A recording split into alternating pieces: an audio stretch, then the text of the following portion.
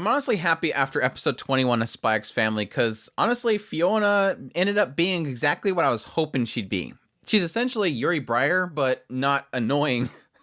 A Yuri that actually works out really well. The chemistry she adds to the show is honestly exactly what I wanted from Yuri, but honestly, he never really pulled it off. It is the element of adding somebody that is almost shaking up this formed family that Lloyd and Yor have, but from a perspective that makes sense. It's not as much of a overly clingy brother, which yes, is its own flavor. But really she kind of builds more upon Lloyd than just being jealous. Yes, she really wants Lloyd, but at the same time, she's also something that is almost conflicting with the mission while trying to improve it. But now let's just get right into it. Fiona meeting with Sylvia right at the very beginning, talking about this mission that she needs to do with Lloyd. And at the same time, we find out that Fiona has been away for too long, that's why Lloyd ended up having to find Yor. It seems as if there was some speculation that Fiona would be the wife of Lloyd as he does his whole thing. But then she finally returned from her mission, got, implanted into the hospital itself, and now she's going to be doing a co-op mission with Lloyd. And at the same time, she's talking about how, yeah, it's unfortunate that I wasn't available, but I still can be his wife.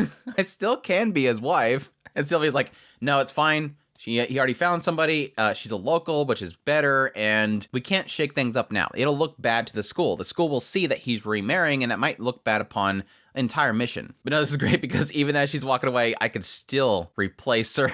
Sylvia's like, don't do anything. Because yes, it gives us a real quick sense based on her walking down the hall that everybody's kind of afraid of Fiona. Like, she is diehard. She'll do anything for a mission, and that's kind of created this little fear around her. But it also seems as if Lloyd was the one that actually trained her. Twilight actually trained her, so that's how, I guess she took the wrong impressions. It shows us some brief clips of them, him training her and about how she needs to hide her emotions and always had the poker face on or whatever. But it kind of indicates, even in that little flashback of her, that she was kind of taking a little bit too far. Like, she took whatever he said and just went crazy with it. So this monster was created by Lloyd. It's his own dang fault. But now Fiona goes to the house, uses this magnifying glass that Anna left behind as a way of getting into the place. But yes, where we already get this conflict because she knows that Lloyd's gone. She wanted to meet Yor alone. And it seems as if, yes, she realizes she can't just get rid of Yor. Like, she can't just, take her out. Like, she's going to be a problem for this mission. I'll just take her out and then I can replace her. So instead she decides, look, I'll just make her have her doubts so that she leaves. So this is when she's already kind of prying into Yor. And I like this because this is kind of one element to this episode that this chemistry creates. She's trying to produce doubt within Yor. And she's already figuring out, yeah, I can't cook for crap. All I can make is a stew. It's causing Lloyd problems, but yes, she does like Anya. Whoa, isn't Anya too energetic? Isn't she a burden? No, I really like her. She's really a lot of fun. I like Anya, but I do believe that I'm causing Lloyd issues because I'm not adequate enough. Oh, there's the doubt. Okay, well, yes. I do remember hearing at work that Lloyd talks a lot about how just inadequate. And they get interrupted here, and I almost thought that they were going to kind of play it off as, she didn't hear what she said. But no, in fact, later on, we do see Yor really contemplating that. I love how in this series, the inner thought process, not just with Anya, is always these really goofy, very simple inner dialogues and scenarios. So yes, with Anya, she's more childlike, so it's always these dumb things like, oh yes, I got a dog. Now here's me going with Damien back to their house because we want to show off our dogs. And Yor does it with this inner play of Lloyd talking to Fiona at work going, Yor is just, she's clumsy and she's useless. I think I'm going to turn her into the agency. Like, she just believes that because she's useless, I'm just going to turn her in as a spy. And he's like, yeah, do you want to be my next wife? And Fiona's like, sure, it sounds great. I'll drop by later. But it's cute because that whole side of the thing kind of wraps up really cute, and you're kind of thinking that she's inadequate and pleading to Lloyd that she's going to do everything she can to support him. And he's like, you're doing plenty. Anya loves you. It's all I can ask for. I can't ask you to do anything else. But yeah, the other side of this whole situation is obviously Anya knowing exactly what's happening. Like, they're doing this whole conversation through their mouth lips, which, my gosh, that's some incredible stuff. Like, they're talking about shrimp and stuff like that, but they're moving their mouth in a way that says something else. And I'm like, how you can say one thing and lip flap a different thing is incredible. That's some crazy spy stuff. But yes, Anya can read the whole thing. She knows that she's a spy and she's afraid that she's here for Lloyd. And then suddenly she realizes, oh wait, this chick's madly in love with Papa. She's like, I love this guy, which was great because that kind of plays in the whole thing where she realized at some point that this girl, Fiona, wants to replace Yor. And not just replace her, but start training Anya to be like some crazy tough person. And so she's like, no, I love Yor. I love Yor.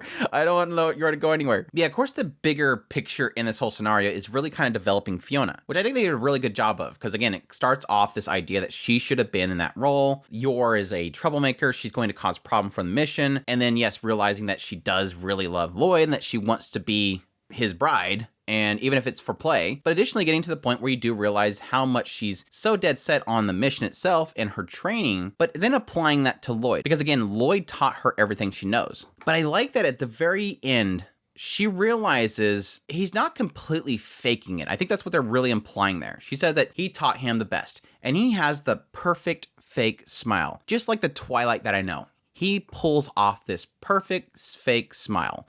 And because he trained her, she knows the subtleties that he's doing. And I love how they show this close-up of his hands, because he's smiling, he's happy, and then you see a little brief moment where he's kind of shuffling his hands. She notices something. She notices that, I think what it's implying here, she knows that it's genuine. She's finally noticed that he's genuinely happy, like something pulled off here. So that's why she kind of dismisses herself, like, oh, I can't break into this. He's being genuine. I lost. And so she goes to leave. And it continues this idea that when Lloyd goes to chase after her, she's like, oh, well, I forgot to tell you that, yes, we're going to be part of a co-mission. Being a part of that family has made you weak. Don't hold me back. But in her inner dialogue, she's thinking about the fact that she wants to be at his side. But at the same time, it seems like it's acknowledging the idea that she's lost. She can't be at his side. So all she can really hope for at this point is just to prove to him that she is better. But despite the fact that he's always taught her to hide her emotions, that we as spies have to hide our emotions, it's raining. So thankfully, he can't see her true emotions. But you can see her lip. Like she's failing miserably to hide it. Lloyd can see exactly what she's feeling. She is upset. She's obviously heartbroken. But all she can really hope for is, again, to prove herself, and then hopefully after this Cold War is over, she can stay at his side. So it's really great. Again, this entire episode is really great to kind of play out this idea that, yes, there is a kind of serious note here, that Fiona does really like Lloyd, and to see him have to be in his position of being with a family and it not be her is obviously upsetting her. But at the same time, her struggling with that aspect of being a spy, hiding her emotions, and seeing that Lloyd is failing to hide his emotions. It's kind of flipping everything that she's been taught upside down. Honestly, besides maybe Sylvia's whole scenario where it talked about her losing her family and her anger towards those that want war, it's kind of been the first time that we really have an in-depth emotional look at a character, and yes, technically their interplay with another character. And I think they did it really well, because it kind of kept this very entertaining play out through the entire thing, with this whole shenanigans of wanting to break up a family, the thieving Neko coming into the picture, and Yor's insecurities, and Anya freaking out about what she's hearing behind the scenes of what's happening. Within all that stuff is an actual message of a character. It's funny because the cast scrolls after this whole scene, I'm like, wait, is the episode already over? No, they had like this pretty long little segment after the cast, which is essentially Anya watching this Penguin show with Bond at some point. Like, it's supposed to be this fun kids show, and then suddenly one of the characters gets taken out, and she's freaking out, and Bond's freaking out because she just basically equated Bond to them. And then she ends up going to bed, in which we find out that she wants to cuddle with her penguin, and Bond gets jealous and destroys it.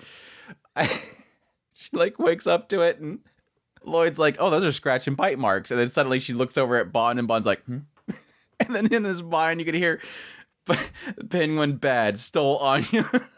I freaking love it, because I just picture my dog doing the same thing. And I don't think necessarily they'd be like, this thing's bad because it stole you away from you. It's more like, I didn't do it. Don't look at me like that. But no, it turned into something cute with them fixing the penguin. Eventually, this whole treaty thing built between Bond and the penguin. It was a cute little segment at the end of it, and I just had a lot of fun with the reactions of Anya and Bond just being super jealous. Anyway, overall, episode 21 was really good. I really enjoyed this episode, but that's my thoughts on the episode. Hope you guys enjoyed this video. As always, if you did, make sure to hit that like button down below, comment, let me know what you thought of the episode. Additionally, if you're new to the channel, make sure to hit that subscribe button so you get all my content. I do news, reviews, first impressions, top list. If it's anime, it's pretty much here. Additionally, if you want to support the channel more, we have a Patreon link, a tips link, and a super thanks button down below.